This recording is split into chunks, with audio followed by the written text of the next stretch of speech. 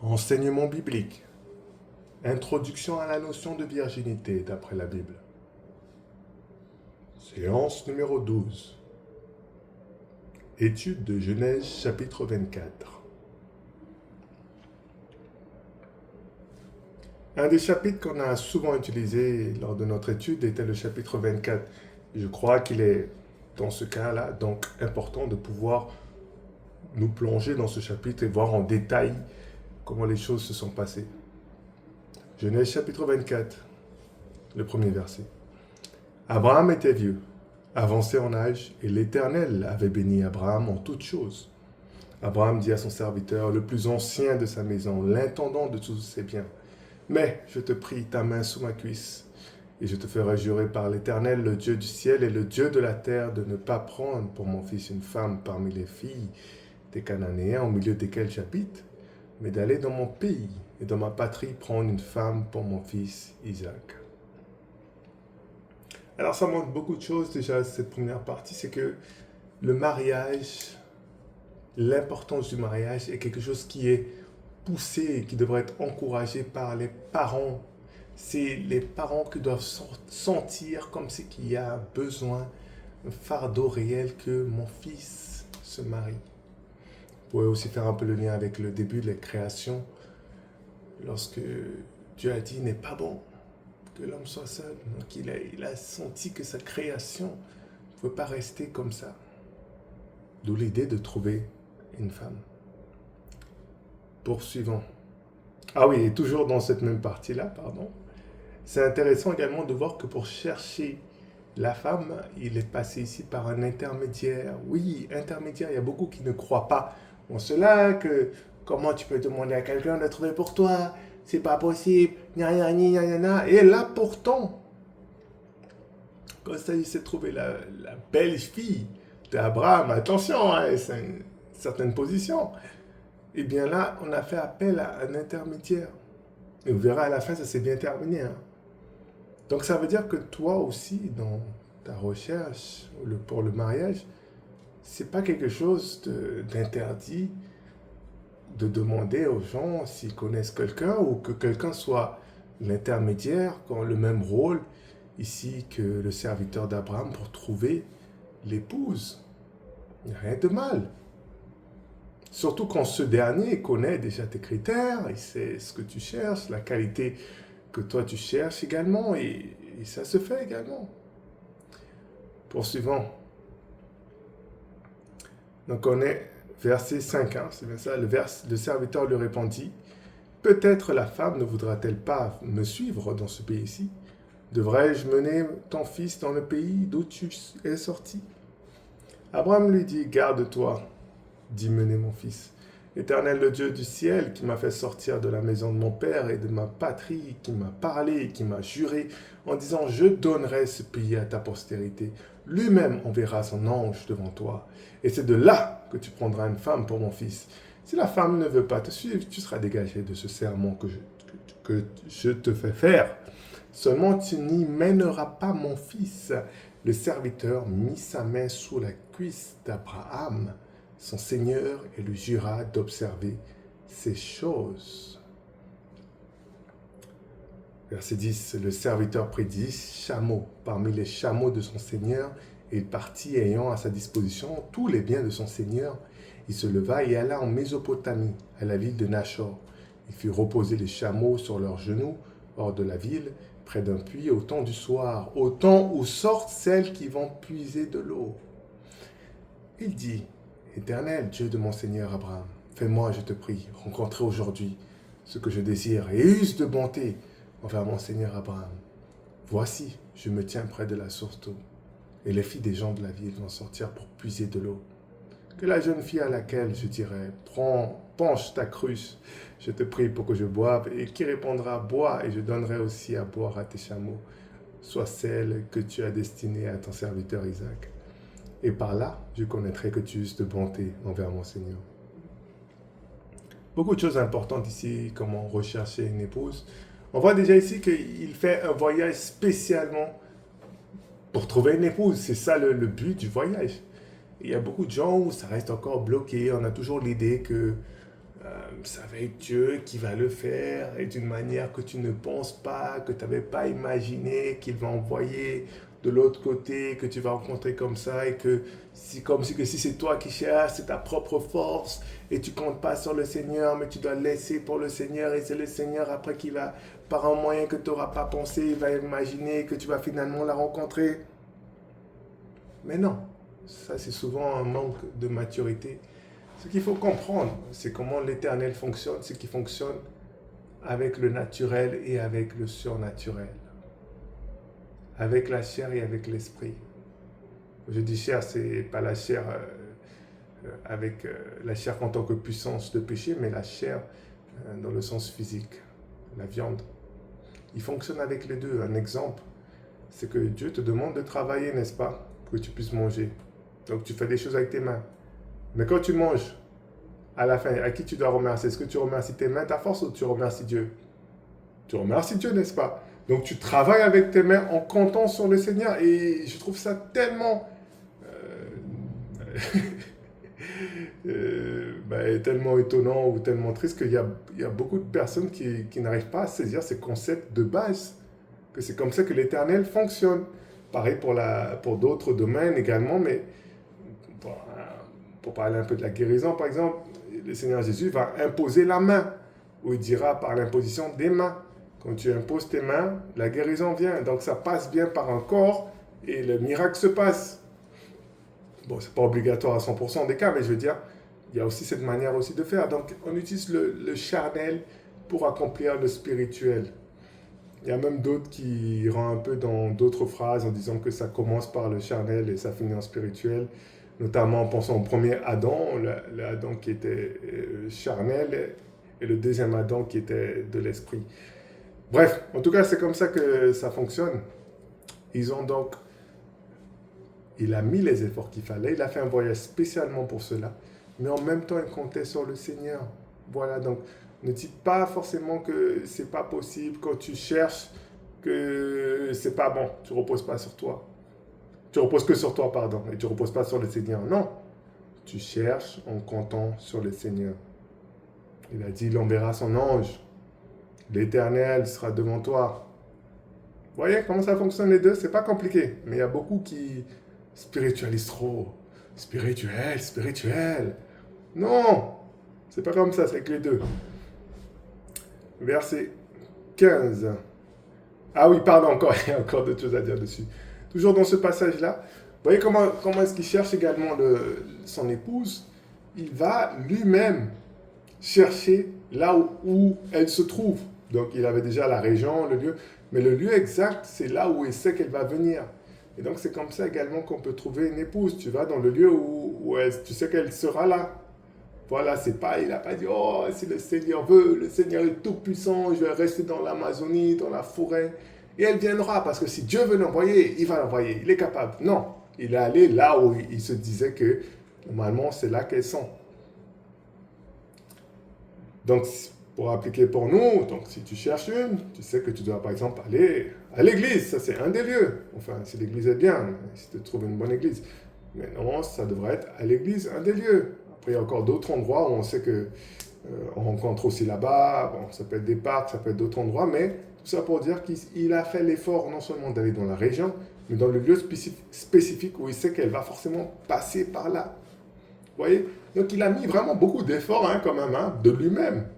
Vous voyez, de lui-même, il n'a pas dit, oh, si ça va tomber, ça va venir, je serai dans le désert, on va se croiser comme ça. Non, il a mis l'effort. Il a utilisé sa tête pour se dire où est-ce qu'elle peut bien être. Vous voyez? Mais pas que sa tête, tout en pensant et en reposant son esprit. Je sais, c'est compliqué pour certains à comprendre cela, mais c'est ce qu'il a fait. Et vous voyez la réponse qui arrive juste après, verset 15. Il n'avait pas encore fini de parler que sortit sa cruche sur le... il n'avait pas encore fini de parler que sortit sa cruche sur l'épaule Rebecca, née de Bethuel, fils de Milka, femme de Nachor, frère d'Abraham. C'était une jeune fille très belle de figure, elle était vierge et aucun homme ne l'avait connue. Oui, il a à peine fait la prière. Ah oui, c'est vrai, j'ai pas cité ça aussi. Il a aussi prié encore. Donc pour ceux qui avaient des doutes qu'il reposait pas, il reposait que sur lui, il a aussi prié. Et juste après, bam, la réponse est venue. Juste après, ça montre combien à quel point Dieu sait ce dont tu as besoin avant même que tu le demandes. Vous voyez, à peine fini, bam, elle est déjà là. Donc Dieu sait qu'on a besoin, que le garçon a besoin, la fille a besoin. Et Dieu prend soin. Et ici, c'est intéressant de voir comment il décrit la jeune fille. C'est une jeune fille d'abord très belle de figure. Très belle. Très, très belle. Par contre, un truc, hein, il faut savoir, il y a beaucoup, beaucoup de belles filles. Après, il y a quelques-unes qui sont extrêmement, extrêmement belles. Mais il y a beaucoup de belles filles. Ça, il y en a beaucoup. Et ça, s'il y a une chose qui est facile à trouver, c'est des belles filles. Quelles que soient les références que les gens peuvent avoir. Moi, si on me dit je cherche une belle fille, tu me demandes juste les références. Qu'est-ce que tu aimes bien, quel goût, je te donne à peu près le lieu, tu la trouves très rapidement. Une très belle fille, ça c'est une des qualités qu'on met en avant. C'est pas la plus difficile, encore une fois. Euh, Après, quoi que là, c'est quand même très belle de figure, donc c'est pas juste belle. Mais des belles filles, il y en a beaucoup. Il y en a beaucoup, c'est pas trop dur. Et la suite, juste après, et elle était vierge. Et aucun homme ne l'avait connue. Alors ça devient très rare. Extrêmement rare. Et c'est bien qu'on puisse avoir quand même cet exemple-là, ici dans le livre de Genèse chapitre 24. Se dire, on peut quand même être une fille très belle, pas juste belle, très belle, et être vierge. Et comme la Bible est bien faite, il met la définition, aucun homme ne l'avait connue. Et je crois qu'on a vraiment besoin aussi dans les temps où on vit, de montrer que ça existe, montrer à cette génération que ça existe. Les gens vont dire, tu aimes bien te montrer, tu aimes bien montrer que tout ça. On a besoin de faire briller la lumière aux autres. On a besoin que l'autre génération, les jeunes, puissent voir. Ils sont entourés. L'homosexualité, le mal, la violence. Des chrétiens faibles, peureux, qui vivent dans le péché, hypocrites. On a besoin de voir dans cette génération-là ce genre de modèle. Une fille très belle, une fille vierge, une fille avec honneur. La suite du verset, elle descendit à la source, remplit sa cruche et remonta. Le serviteur courut au-devant d'elle et dit, laisse-moi boire, je te prie, un peu d'eau de ta cruche. Elle répondit, bois, mon Seigneur. Et elle s'empressa d'abaisser sa cruche sur sa main et de lui donner à boire. Quand elle eut achevé de lui donner à boire, elle dit, je puiserai aussi pour tes chameaux, jusqu'à ce qu'ils aient bu. Et elle s'empressa de vider sa cruche dans l'abreuvoir et courut encore au puits pour puiser. Et elle puisa pour tous les chameaux. L'homme la regardait avec étonnement et sans rien dire pour voir si l'Éternel faisait réussir son voyage ou non. Donc vous voyez, juste là, il a prié. Et le truc qu'il a demandé se réalise. Et lui, il est vraiment comme ça. Waouh, c'est déjà ça. C'est déjà... Est-ce que c'est elle ou pas vraiment? Verset 22. Quand les chameaux eurent fini de boire, l'homme prit un anneau d'or et du poids d'un demi-cycle et 2 bracelets du poids de 10 cycles d'or. Et il dit, de qui es-tu fille? Dis-le-moi, je te prie. Y a-t-il dans la maison de ton père de la place pour passer la nuit? Elle répondit, je suis fille de Bethuel, fils de Milca et de Nachor. Elle lui dit encore, il y a chez nous de la paille et du fourrage en abondance et aussi de la place pour passer la nuit. Et l'homme s'inclina et se prosterna devant l'Éternel, en disant, béni soit l'Éternel, le Dieu de mon Seigneur, Abraham qui n'a pas renoncé à sa miséricorde, à sa fidélité envers mon Seigneur. Moi-même, l'Éternel m'a conduit à la maison des frères de mon Seigneur. La jeune fille courut et racontait ces choses à la maison de sa mère. Rebecca avait un frère nommé Laban, et Laban courut dehors vers l'homme près de la source. Il avait vu l'anneau et les bracelets aux mains de sa sœur. Il avait entendu les paroles de Rebecca, sa sœur, disant, ainsi m'a parlé l'homme. Il vint donc à cet homme qui se tenait auprès des chameaux vers la source, et dit, viens, béni de l'Éternel, pourquoi resterais-tu dehors? J'ai préparé la maison et une place pour les chameaux. L'homme arriva à la maison, Laban lui fit décharger les chameaux et donna de la paille et du fourrage aux chameaux, et de l'eau pour laver les pieds de l'homme. et les pieds des gens qui étaient avec lui. Puis il servit à manger. Mais il dit, je ne mangerai point avant d'avoir dit ce que j'ai à dire. Parle, dit Laban.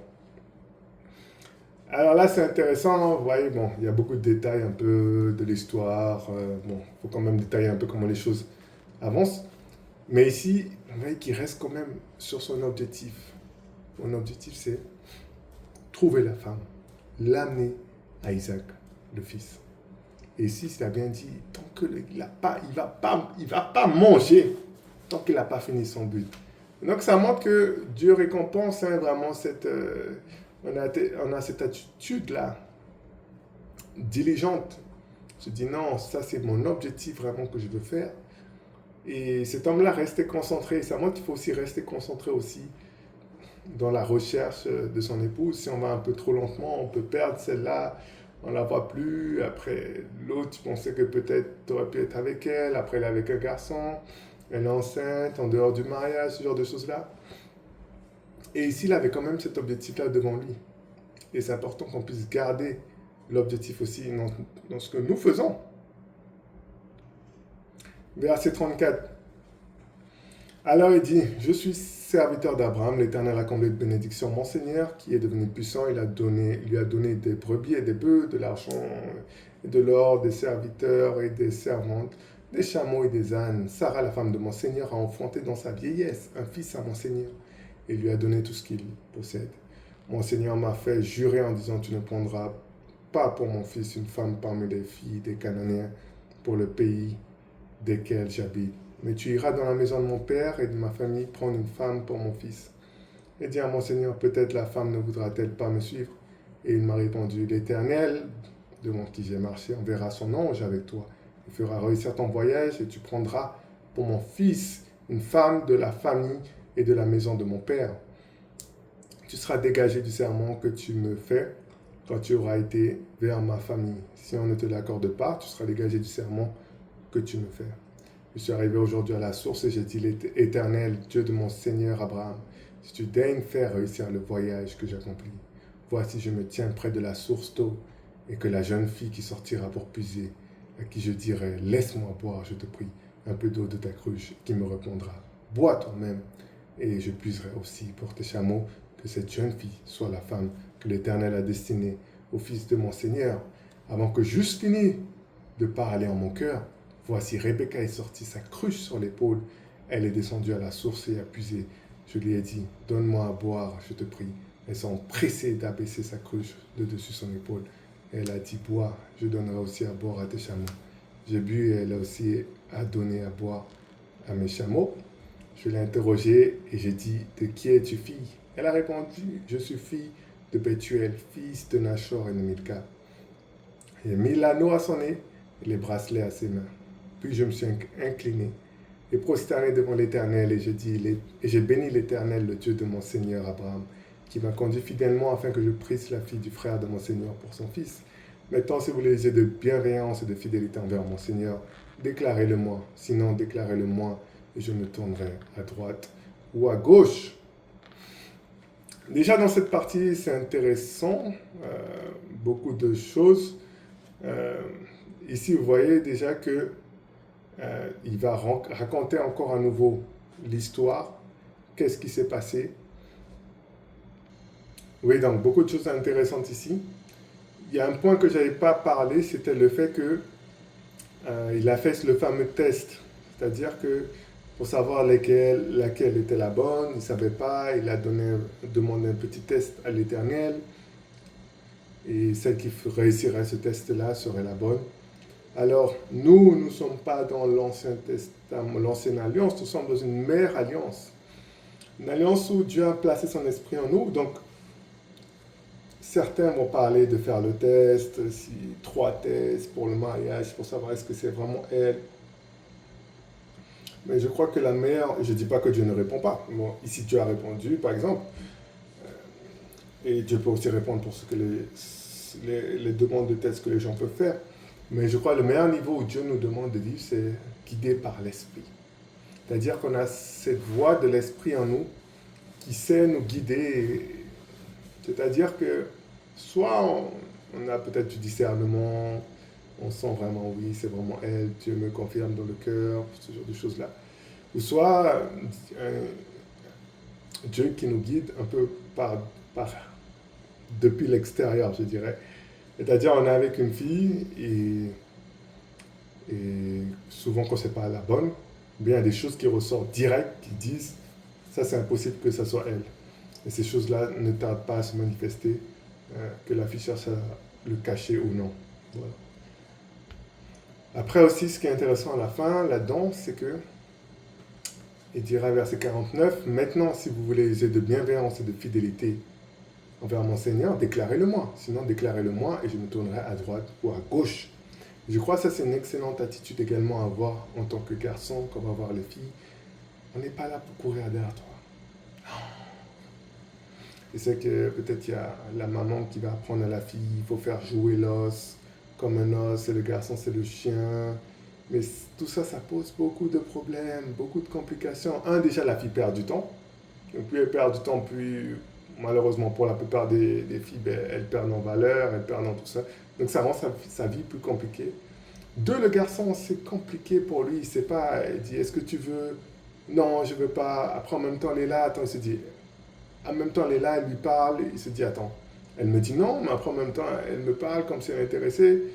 Elle dit non, précis. Et c'est compliqué. Et mets-toi à la place du garçon. Toi, c'est bien quand tu es une fille, hein, c'est la belle vie.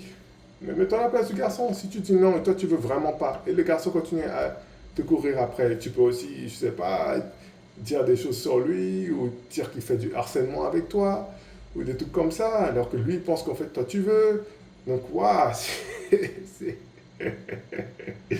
Ouais, comment c'est compliqué. Ou peut-être dans l'autre sens aussi. Toi, tu dis non, je veux pas. Le garçon se dit, ah ben écoute, moi, je veux pas qu'on me porte plainte ou qu'on dise des trucs sur moi, que quelle bêtise j'ai fait.